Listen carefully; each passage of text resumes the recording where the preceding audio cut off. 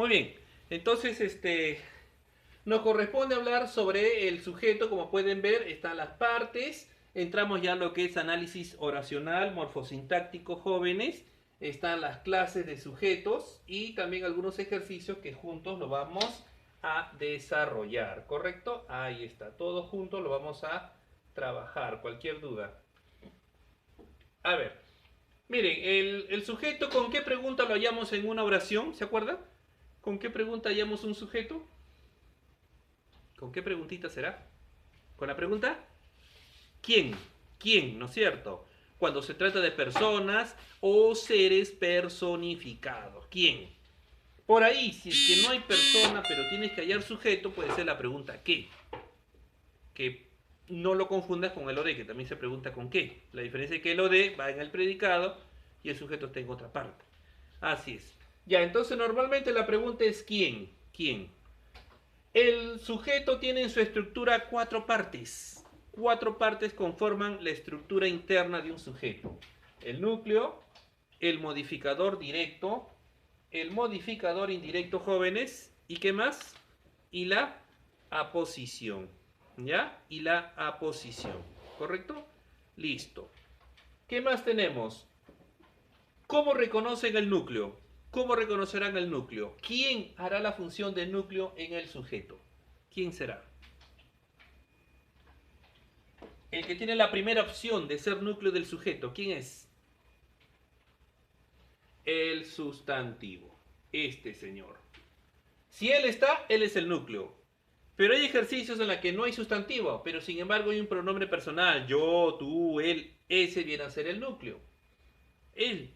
Pero tampoco hay sustantivo, ni tampoco hay pronombre personal. Pero sin embargo yo digo, el cantar, cantar del mío Cid fue una excelente obra. ¿Cuál es el sujeto ahí, en el cantar del mío Cid? ¿Cuál vendría a ser el sujeto? El cantar del mío Cid, ¿no es cierto? ¿Qué es una hermosa obra? El cantar del mío Cid, sujeto. ¿Y cuál sería el núcleo ahí? El cantar del mío Cid. ¿Cuál sería el núcleo? Seguro que él sería cantar, ¿no es cierto? ¿Y qué función tiene cantar? Es un infinitivo. ¿Ya ves?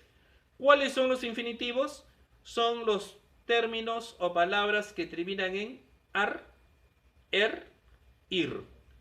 Que si tú lo conjugas se vuelven verbos. Cantar, comer, vivir, ¿no es cierto? Son verbos pero que no están conjugados y cuando no están conjugados no cumplen la función de verbos. A eso voy. Porque a mí una fecha me dijeron, profesor, pero entonces cantar es un verbo y cómo el verbo va a ser núcleo de un sujeto. Si el verbo nunca puede ser núcleo de un sujeto, no, pues no puede ser jamás. Pero el infinitivo no es un verbo. No es un verbo. Es una forma llamada no personal, que en la academia ya lo hemos visto nosotros, ¿ah? Por si acaso. Ya. Entonces lo que nos interesa es que el núcleo, la primera opción a ser la palabra más importante es el sustantivo. Ya si es que no hay sustantivo puede ser el pronombre o un infinitivo en su defecto. Modificador directo. Modificador directo, chico. ¿Quiénes cumplen el rol o la función de MD? ¿Quiénes son? Artículos y adjetivos. Ahora, a estos dos hoy en día se les llama de otra manera también. No vaya a ser que algún día en tu examen de admisión te venga con el otro nombre con la cual se les conoce. ¿Cuál es el otro nombre que se les conoce, jovencitos? ¿Te acuerdan? Nayeli, ¿te acordarás? ¿Con qué otro nombre se les conoce a ellos? Hoy en día la gramática también lo reconoce como, aquí está, determinante, ¿no es cierto? Y habrán escuchado hablar seguramente, ¿no? Entonces hoy en día te puede venir de esta manera con MD o simplemente te dice en la oración cuántos determinantes hay. También te puede plantear de esa manera. Así, dependiendo a qué universidad vayas, ¿no? Entonces, si te dicen cuántos determinantes hay, se está refiriendo a cuántos artículos hay y cuántos adjetivos hay en ese sujeto. ¿Ya? Eso. Entonces, te estoy previniendo desde ahora. 3.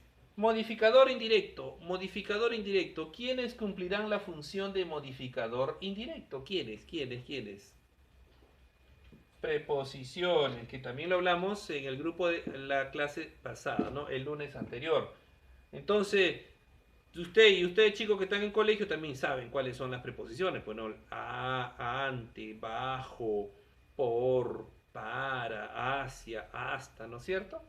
Ya conocen ustedes alrededor de 20 preposiciones. Y luego la parte del sujeto que muy poca gente le da importancia y que lamentablemente también, o buena forma, suelen llegar en los exámenes de admisión, es la posición. La posición, hay dos tipos, la posición explicativo, la posición especificativo o especificativa, como quieran llamarlo, es lo mismo.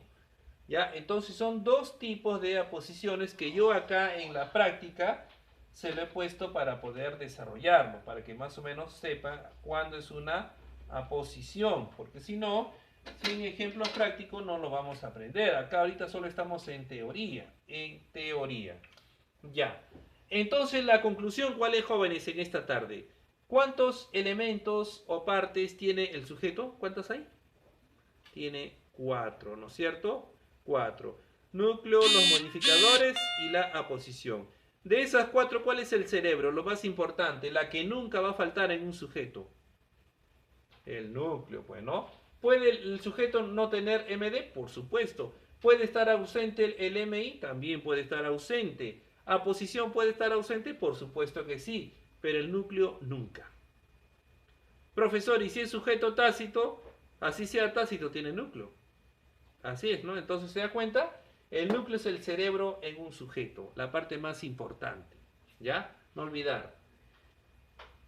Clases de sujeto. Tenemos, por ejemplo, acá dice, según la presencia del sujeto. Tenemos de dos tipos, expreso y tácito. Expreso y tácito. Ahí está.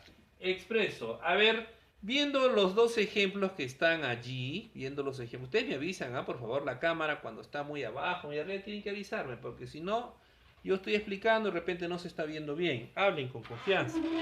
Ya les he dicho varias veces, ya nunca tengan temor en decir lo que es correcto. A ver, chicos, ya. Entonces tenemos acá lo siguiente. El sujeto según la presencia, ¿no es cierto? Expreso. Ella fue al cine. Ese es el sujeto expreso. Y el sujeto tácito dice fue al cine.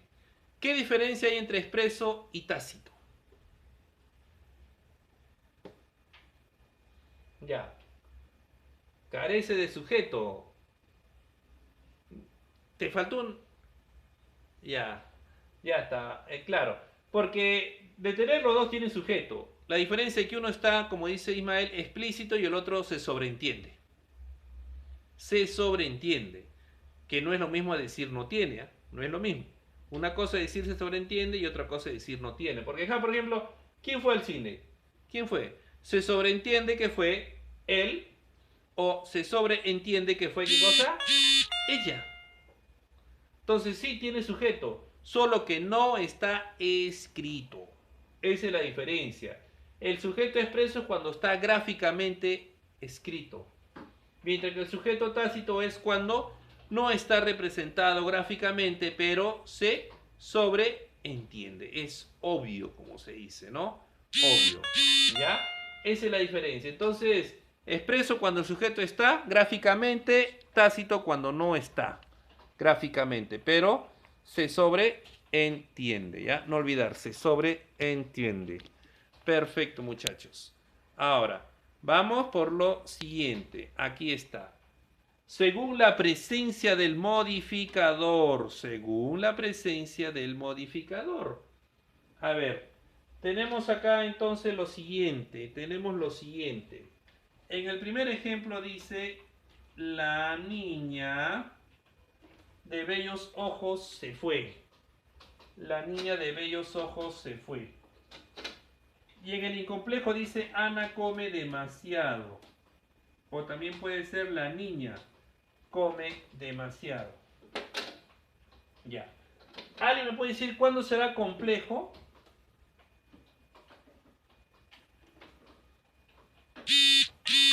Ya. Por ejemplo acá, como dice su compañero Ismael. Como dice Ismael. En la primera, vamos a analizar todo junto, ¿ya? En la primera parte, el sujeto.